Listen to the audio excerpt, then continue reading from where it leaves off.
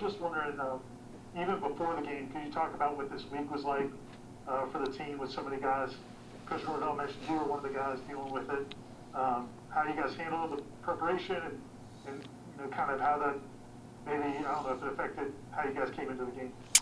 Yeah, I think, really bulk of the team was, just battling some ailments, whether it's physically, mentally, just, there's just a bad bug going around. And, it was tough, but the way our team, handled it, it doesn't surprise me just the way we've responded to adversity all year. We just took it with a grain of salt, did everything we could to, get to this point. And, just proud of the way our guys continue to fight when tough things keep getting thrown at us. But, that's no excuse for, lack of execution on, third downs and stuff like that. It was a tough week physically for a lot of our guys, but, I'm proud of, our guys, just the way we came to work, whether it's having to get multiple IVs throughout the week, stuff like that. No excuse with the execution, but just proud of our guys, the way, we got to game day and, fought our butts off.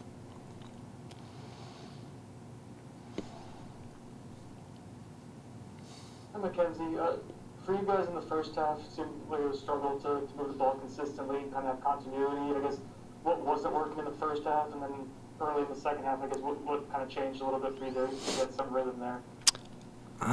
We just had a tough time running the ball, and that's kind of our identity. And then the third downs, I think we were 2 of 16.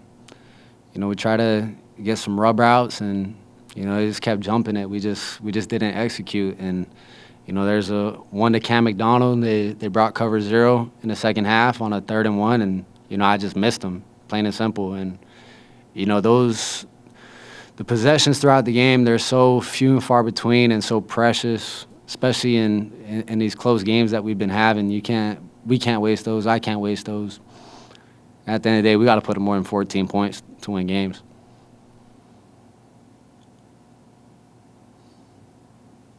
As the backup, I'm sure you're ready at any moment, obviously, to be thrown out there. When did you find out during the week for sure it was going to beat you, and I guess how did that affect anything in terms of your preparation? Yeah, the bug kind of just, bit Jordan pretty bad, and, it was kind of dicey throughout the week if, he'd be available. And, as the week progressed, he didn't progress great. So, I always try to stay ready. Always try to approach my work to be ready to go. And, it was no different this week. Got a little more reps with the ones than usual.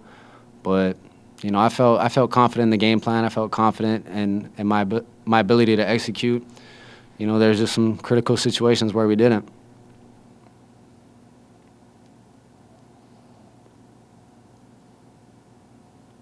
Coach Rodell said I guess this morning maybe he kind of complimented the team for the way you guys got through the week. But then at the end of the day, it's another loss. And going into a big game this week against Miami, what do you expect to see from these guys after this game? We got a bunch of dogs, so I expect a dog fight this upcoming week. And we've been in a lot of dog fights throughout this year, so I expect nothing different. But what I'm hoping is that we'll be on the right side of it, and we'll get over this hump of losing close games and just maybe just approaching the details of things of like I said, those critical situations, those third downs of we just got to execute, man. Like Coach Dillingham says it all the time. There's no secret recipe. We just got to be better, and it'll be a lot sweeter if we're on the right end of this come this time next week. McKenzie, you've not been a part of the Florida State-Miami rivalry before, but what are you looking forward to it, and how much this means to this program to face a team like Miami? Yeah, that's something you dream about as a kid, a rivalry like this and in a setting like this and Doak Campbell. So super excited about that. I know our team will be excited to, flush this one. You get that 24 hours to process it, and then come tomorrow, it's Miami.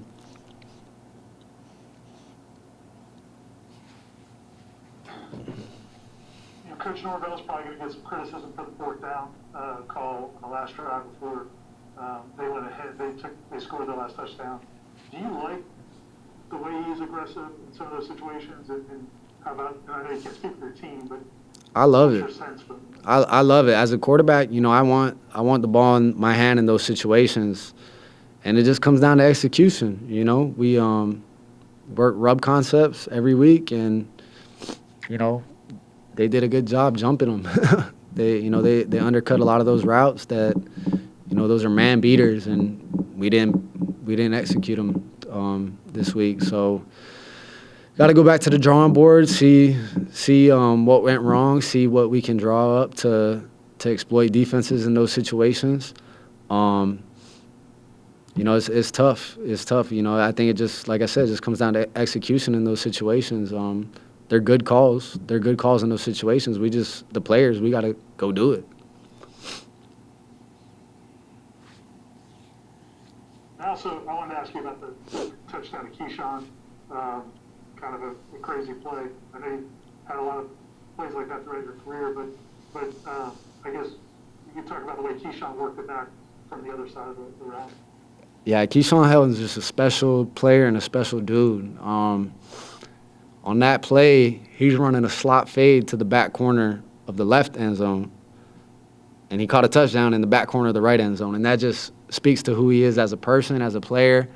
And, you know, I've seen him running at the back, so I just threw it to the back corner, gave him a chance, and he made a phenomenal play. But that's just who Keyshawn Helton is. And, I'll ride or die with that guy for forever. I love him.